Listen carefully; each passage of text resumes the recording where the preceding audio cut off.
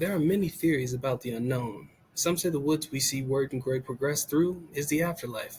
Some say that is a sort of limbo between life and death, or perhaps a middle ground between a dream and reality. I myself am not too sure.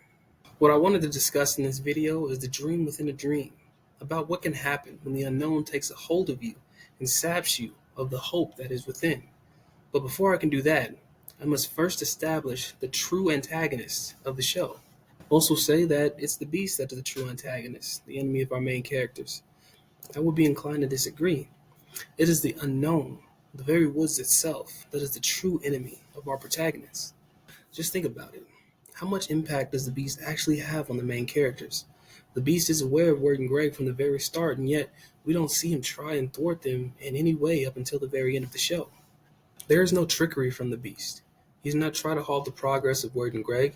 He just sits and watches, waiting for his moment to strike, waiting for the moment when one of the boys finally loses hope. You see, the beast doesn't have to actually do anything to make a lost soul lose hope. The unknown will take care of that for him. These would solely sap the sanity and fortitude of all that do not belong. But how does it do that? In the case of Word and Greg, it was a betrayal of Beatrice. However, I'm sure that there are infinite possibilities with how many Edelwood trees we see in the show. It is the trials we see the boys go through that holds them to the light of hope, a light they must maintain at all costs, although these trials do take their toll.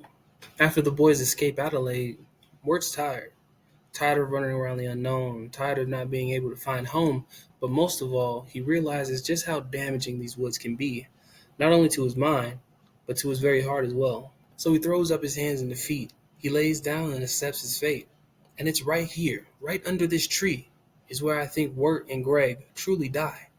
As soon as Wirt gives up, he forfeits not only his life, but the life of young Gregory as well.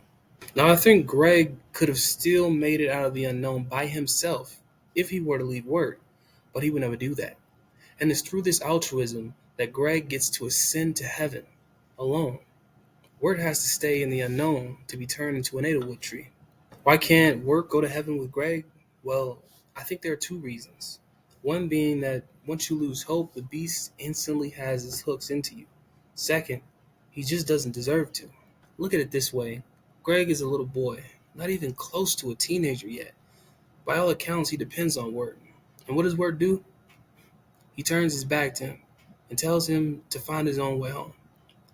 That shit is just so cold to me because Greg got betrayed too, alright? And he didn't lose hope. It's funny because it's only through Greg that Wirt can be saved. He sacrifices himself to the beast in place of Greg. And damn, that scene where the beast tells Greg to wait in the cold is just... I just want to hop through the screen my fucking self. Of course, in the end, everything works out. But for a second there, it didn't. And in those moments, we learn so many lessons. Like how easy it is to lose hope and brood over something bad happening. And what that means for your mind and for your heart. We also learn how important it is to have people on your side. People that love you. Ones that will lay down their lives for you. And how you can repay them for that. Thanks for watching.